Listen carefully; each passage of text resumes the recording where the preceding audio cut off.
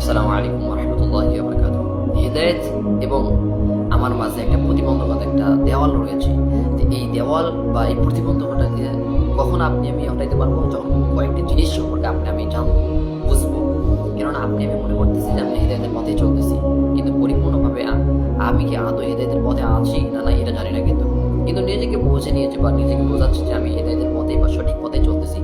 তো এই হিদায়াত এর পথে যে প্রতিবন্ধকতা রয়েছে, এটা দূর করার জন্য আমাকে জ্ঞানের স্বল্পতা থেকে বের হয়ে আসতে হবে। কিন্তু আপনার আমার সমাজের অধিকাংশ মানুষই জ্ঞানের স্বল্পতা। আমি পরিপূর্ণভাবে ইলম অর্জন করতে পারি নাই। এই কারণে অধিকাংশ মানুষ আমি আর্জেন্টিনা এবং ব্রাজিলকে বেশি সাপোর্ট করে থাকতেছি বা ভালোবেসে থাকতেছি। অনেক বিষয় রয়েছে, কিন্তু এই বিষয়টি বেশি এখন সমাজের উপর প্রভাব পড়েছে। এই কারণে আর্জেন্টিনা এবং ব্রাজিলকে নিয়ে কথা বলতেছি।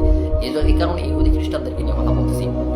কেননা আমি আপনার আমার সমাজের অধিকাংশ মানুষ যারা ইহুদি খ্রিস্টানদেরকে ভালোবাসতেছে বা আর্জেন্টিনা বা ব্রাজিলকে ভালোবাসতেছে, তাদের জ্ঞানের স্বল্পতা অনেক।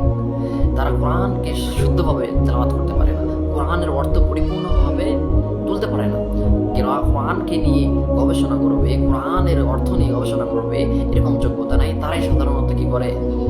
আর্জেন্টিনা এবং ব্রাজিলকে সাপোর্ট করে। আর যদি বলেন যে না, কিছু আলেম সমাজ বা হুজুরও কি করে এই আর্জেন্টিনা বা ব্রাজিলকে সাপোর্ট করে, আমি প্রথমত বলবো তাহলে তাদেরকে আলেম বা হুজুর বলিয়েন না, ওস্তাদ বলিয়েন না, তাদেরকে ইমাম বলিয়েন না, খতিব বলিয়েন না।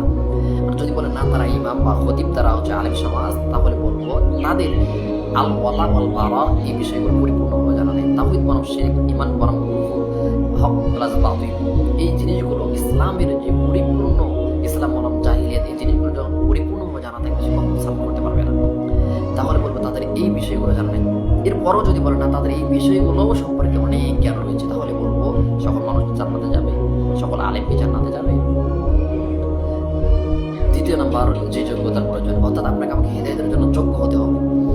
সাধারণত আমি একটা চাকরি নিতে গেলে, একটা কাজকর্ম করতে শুরু করতে চাইলে আপনার আমার যোগ্যতার প্রয়োজন হয়। তো ঠিক ততটুকু আপনাকে আমাকে হিদায়াত গুরুত্বপূর্ণ জিনিস, কিন্তু আমি মনে করি যে হিদায়াত সামান্য একটা মামুলি একটা বিষয়, ছোট্ট একটা বিষয়। আর আল্লাহ সুবহানাহু ওয়া তাআলার নিকটে হিদায়াত এত গুরুত্বপূর্ণ বিষয়। এই কারণে দৈনন্দিন 5 ওয়াক্ত সালাতে, প্রত্যেক ওয়াক্তে শুধুমাত্র নয়, প্রত্যেকটি রাকাতে আল্লাহ সুবহানাহু ওয়া তাআলা হিদায়াতের জন্য দোয়ার একটা সূরা দিয়ে দিলেন, যে সূরাটা পড়া আবশ্যক, সূরাতুল ফাতিহা। এর ভিতরে হিদায়াত পাওয়ার জন্য আল্লাহ সুবহানাহু ওয়া তাআলার নিকটে প্রত্যেক রাকাতেই দোয়া করতে হয় যে যারা মুস্তাকিমের পথে চলাফেরা করেছে তাদের পথে আপনি আমাকে হিদায়াত দেন, বা তার ওই পথ আমাকে প্রদর্শন করুন। এখানে আরো কয়েকটা দোয়া আছে।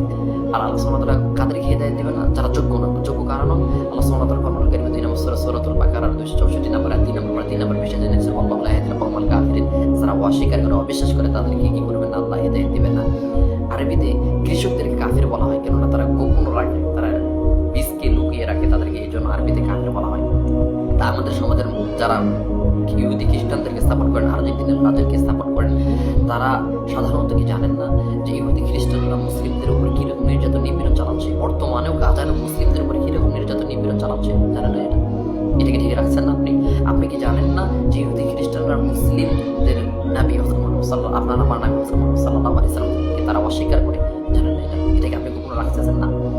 তাহলে আপনি এগুলোকে ঢেকে রেখে তাদের ভালোবাসাটা প্রকাশ করতেছেন, তাদের পোশাকটা নিজের শরীরে, তাদের পতাকাটা নিজের বাড়ির উপরে লটকে রাখছেন, আর অথচ নিজেকে মুহাম্মদ মুহাম্মদ হিসেবে দাবি করেন। কি হিসাবে?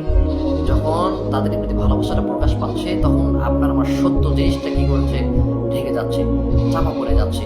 তার মানে আমি কাদের অন্তর্ভুক্ত হয়ে যাচ্ছি? সত্যকে, হককে চাপা দেওয়ার মতো একটা উপকর্ম, অন্যায় আপনার আমার দ্বারা সংগঠিত হচ্ছে। আল্লাহ সুবহানাহু ওয়া তাআলা কোরআনুল কারীমে 3 নম্বর সূরা সূরাতুল আল ইমরান 86 নম্বর আয়াতে আল্লাহ সুবহানাহু ওয়া তাআলা 3 নম্বর পারা 20 নম্বর পৃষ্ঠায় জানিয়েছেন, আল্লাহু লা ইয়াহদিল কওমাল যালিমিন। জালিমদেরকে আল্লাহ কি করবেন? হিদায়াত দিবেন না। যারা জুলুম, অত্যাচার করে, অবিচার করে, নির্যাতন করে, নিপীড়ন করে, অন্যায় আচরণ করে, তাদেরকে আল্লাহ হিদায়াত দিবেন না। আর আল্লাহ সুবহানাহু ওয়া তাআলা কোরআনুল কারীমের 5 নম্বর সূরা সূরাতুল মাইদার 108 নম্বর আয়াতে 7 নম্বর পারা 4 নম্বর পৃষ্ঠায় জানিয়েছেন, আল্লাহু লা ইয়াহদিল কওমাল ফাসিকিন। আল্লাহ ফাসিকদেরকে হিদায়াত দিবেন না। ফাসিকের কয়টি অর্থ রয়েছে? যারা পাপ করবে, অন্যায় করবে, আল্লাহ তাদেরকে হিদায়াত দিবেন না। অপকর্ম করবে, তাদেরকে আল্লাহ হিদায়াত দিবেন না। বিপদগামী যারা পথকে, সঠিক পথকে জানার পরেও বিপদ এর রাস্তা গ্রহণ করে নেবে, আল্লাহ তাদেরকে হিদায়াত দিবেন না। যারা অবাধ্য, আল্লাহর আইনকে, আল্লাহর বিধান আসার পরেও এগুলোকে উপেক্ষা করে মনকে, নিজের খায়েশকে প্রাধান্য দেবে, আল্লাহ তাদেরকে হিদায়াত দিবেন না। আল্লাহ সুবহানাহু ওয়া তাআলা আপনাকে আমাকে বুঝে সঠিকভাবে হিদায়াতের যোগ্য হওয়ার তৌফিক দান